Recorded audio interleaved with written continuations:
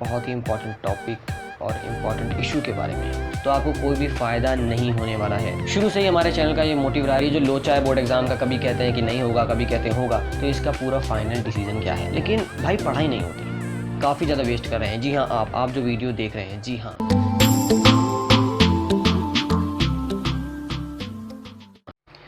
Hey guys, welcome to my YouTube channel ideological one destination for all information. दोस्तों, आज हम बात करने वाले हैं बहुत ही इम्पॉर्टेंट टॉपिक और इम्पॉर्टेंट इशू के बारे में, क्योंकि काफ़ी ज़्यादा मुझसे स्टूडेंट्स ये सवाल पूछ रहे हैं। और इसी के साथ मैंने सोचा कि इस लॉकडाउन पीरियड में, जहाँ पे काफ़ी ज़्यादा टाइम वेस्ट हो रहा है, टाइम यूटिलाइज़ नहीं हो पा रहा, उस बेसिस पे मैंने यहाँ पे ये वीडियो मैं आपके लिए बना रहा हूँ, जो कि आपके लिए बहुत ही इम्पॉर्टेंट वीडियो, बहुत ही इम्पॉर्टेंट, मोस्ट इम्पॉर्टेंट वीडियो होने वाली है। कैसे? तो देखिए, यहाँ पे जो लॉकडाउन का पीरियड है, इस बीच में आप कई सारे आपके मन में सवाल होंगे, जैसे कि क्या जो बोर्ड एग्ज़ाम है वो होगा कि नहीं, क्योंकि कई बार कई चैनल्स या आपको और यहाँ तक कि ऑफिशियल अपडेट भी यही आती है कि ये होगा या ये एग्ज़ाम होने वाले हैं या ये एग्ज़ाम नहीं होने वाले हैं। इस बीच में बहुत खिचड़ पिचड़ हो चुकी है अपडेट्स को लेकर और न्यूज़ को लेकर। इसी के साथ कई सारे स्टूडेंट्स ने मुझे कमेंट में बॉक्स में बताया कि इस तरीके से वीडियो बनाई जा रही है, जहाँ पे हर कुछ चैनल्स ऐसे मिले हैं जहाँ पे हर 3 घंटे में आपको जो है अपडेट्स मिलती हैं। इतनी अपडेट्स तो एचआरडी मिनिस्ट्री को भी नहीं पता होगी कि हमारी तरफ से इतनी अपडेट्स हम दे रहे हैं। तो ऐसे कुछ अपडेट्स आ रहे हैं। लेकिन बहरहाल मैं ये चीज़ें बात नहीं करने आया हूँ। मैं यहाँ बात करने वाला हूँ सिर्फ रियलिटी के बारे में, कि रियलिटी क्या है और आप इस लॉकडाउन पीरियड में क्या कर सकते हैं। तो देखिए, अगर मैं बात करूँ, यहाँ पे कई सारे सवाल हैं, जैसे कि क्या जो बोर्ड एग्ज़ाम है वो होगा कि नहीं, और मोस्ट इंपॉर्टेंट सवाल है न्यू सेशन को लेकर, क्योंकि सारे स्टूडेंट्स के लिए जो नया सेशन है 2020 से 21 का, उसमें बहुत बड़ी परेशानी आने वाली है। और इस वीडियो को मैं आपसे कहना चाहता हूँ, लास्ट तक ज़रूर देखिएगा, क्योंकि आप लास्ट तक देखेंगे तभी आपको फ़ायदा होगा। अगर आप बीच में छोड़ देंगे तो आपको कोई भी फ़ायदा नहीं होने वाला है, ठीक है। और ये मैं आपके बेनिफिट्स के लिए वीडियो बना रहा हूँ। तो देखिए, शुरू से ही हमारे चैनल का ये मोटिव रहा है कि हम आपको रियल चीज़ें बताएं, जो असली तरीका है, जो रियल वे है सक्सेस का, वहाँ तक आपको ले जाएं। तो यहाँ पे मैं आपको एक चीज़ क्लियर कट चीज़ें बताना चाहता हूँ वीडियो को शुरू करने से पहले। हालांकि मैं आपके सारे सवालों का जवाब दूंगा, और इसको लेकर मैं ये भी आपको बताऊँगा कि फ़ाइनल अभी तक क्या डिसीज़न है, फ़ाइनल अपडेट क्या है। लेकिन उससे पहले यहाँ पर आप जो है अपना टाइम काफ़ी ज़्यादा वेस्ट कर रहे हैं। जी हाँ, आप जो वीडियो देख रहे हैं, जी हाँ। क्यों? क्योंकि देखिए, हो क्या रहा है कि कई चैनल्स ऐसे हैं जहाँ पे आपको अपडेट्स तो मिल रही हैं, लेकिन वहाँ पे गलत तरीके से अपडेट्स को बताया जा रहा है, जिससे आप क्या है कि आप वेट कर रहे हैं। क्योंकि इस चीज़ में क्या है कि सिलेबस रिडक्शन का भी अपडेट आने लगा है। सिलेबस रिडक्शन का जब से अपडेट आने लगा है, तब से कई सारे स्टूडेंट जो हैं उन्होंने पढ़ाई भी स्टार्ट नहीं की है।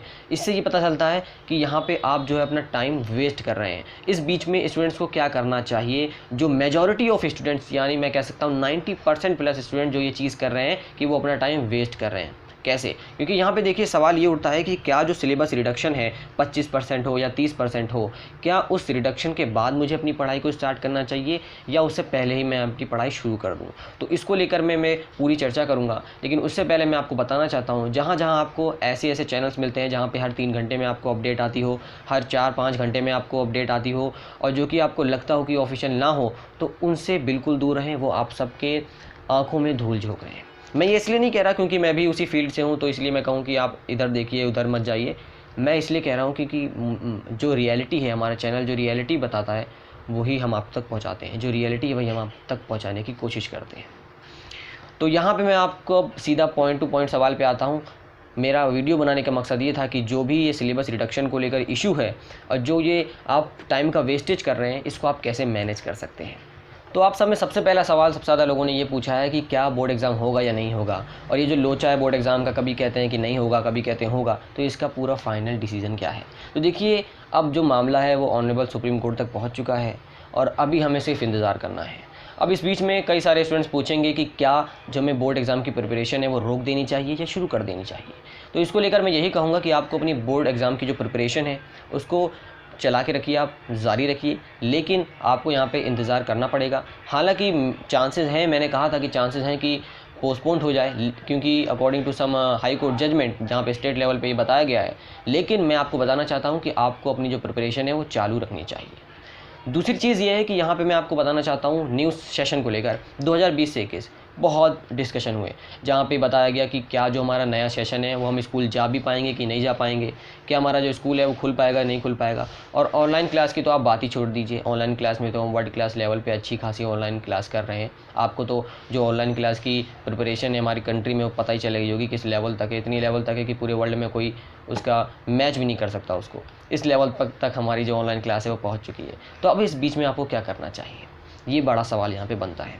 क्या आपको अपनी पढ़ाई यहाँ पर रोक देनी चाहिए, क्या अपनी पढ़ाई आपको जारी रखनी चाहिए, इतना सब खिचड़ पिचड़ आपके दिमाग में चल रही होगी। तो मैं आपको क्लियर कट एक चीज़ बताना चाहता हूँ, क्लियर कट, कि देखिए अभी आपको जो पढ़ाई है अपनी वो चालू कर देनी चाहिए, अगर आपने अभी तक नहीं करी है तो। क्यों? अब आप पूछेंगे क्या सिलेबस रिडक्शन से पहले हम अपनी पढ़ाई चालू कर दें, क्या पता कौन से चैप्टर डिलीट हो जाए। तो देखिए मैं आपको बताना चाहता हूँ, जहाँ तक बात है सिलेबस रिडक्शन को लेकर, तो वो जो रिड्यूस सिलेबस है यानी कम हुआ जो सिलेबस होगा वो रिलीज़ 1 महीने बाद होगा। अब जब 1 महीने बाद सिलेबस रिलीज़ होगा तो आपको ये चीज़ पे फोकस करना चाहिए कि 1 महीने में मैं 1-2 चैप्टर तो कर ही सकता हूँ शुरुआती तौर पे, क्योंकि शुरुआती चैप्टर जल्दी से अगर हम हिस्ट्री उठा के देखें, रिकॉर्ड्स उठा के देखें, तो जब भी चैप्टर डिलीट हुए हैं तो शुरुआती चैप्टर डिलीट नहीं होते, जो मोस्ट इंपॉर्टेंट आपको लगते हैं वो भी आप उठा सकते हैं। तो या तो आप पहले दूसरे, अगर आप 1-2 चैप्टर कर भी लेते हैं उसमें से एक चैप्टर डिलीट भी हो जाता है तो कोई हर्ज नहीं है, क्योंकि आप इस टाइम को यूटिलाइज़ कर सकते हैं।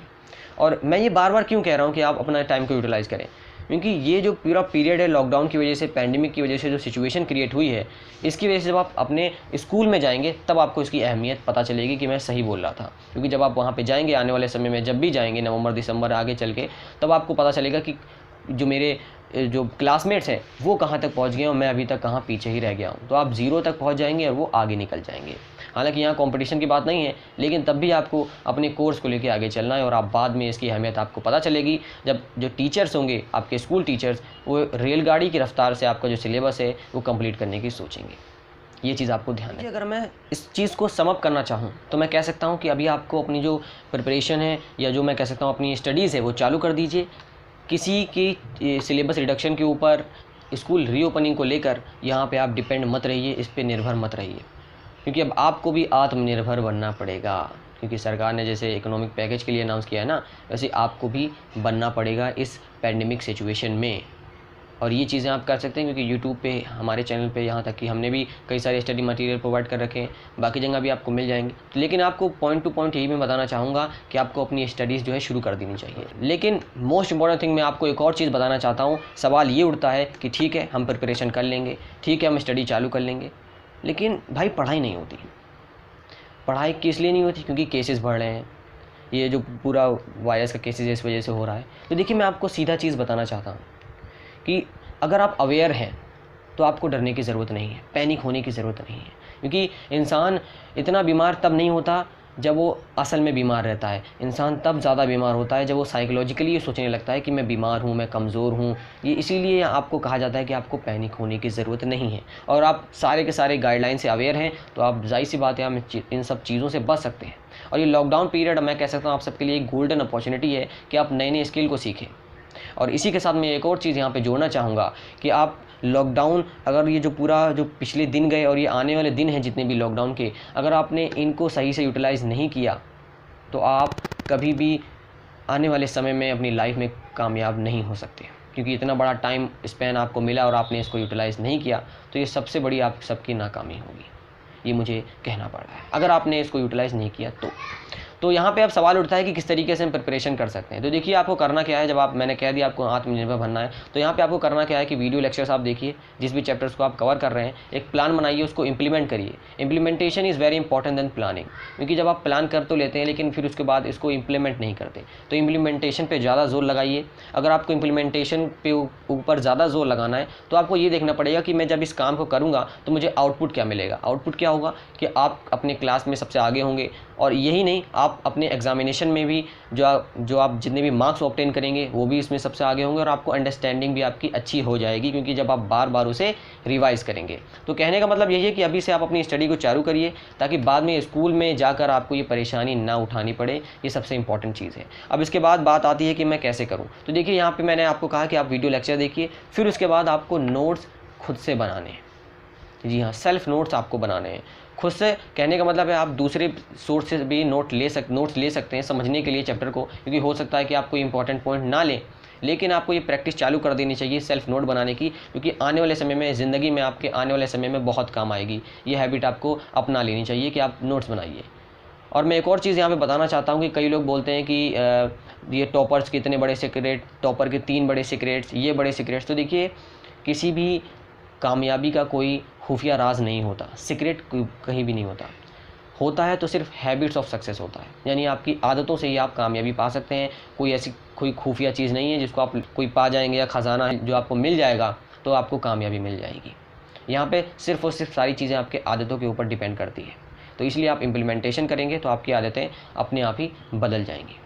तो यही था मेरा मकसद आज का वीडियो बनाने का, कि मैं आपको एक तरीके से एक एज अ फैमिली मेम्बर मैं आपको एक एडवाइस दे सकूं, एक छोटी सी गाइडेंस दे सकूं। तो अगर आपको अच्छी लगी हो तो इस वीडियो को लाइक जरूर करिए। एक तो लाइक और शेयर ठोक दीजिए, महाकाल का लाइक और शेयर ठोक दीजिए। 5000 लौटे दिख जाना चाहिए। ये 4000 के लिए मैं यहाँ पे नहीं खड़ा हूँ, पूरा साल मेहनत करता हूँ आपके लिए बेटा। अपने दोस्तों के साथ जहाँ पे भी आप जुड़े हुए हैं, व्हाट्सएप पे, फेसबुक पे, उनके साथ ज़रूर शेयर कीजिएगा।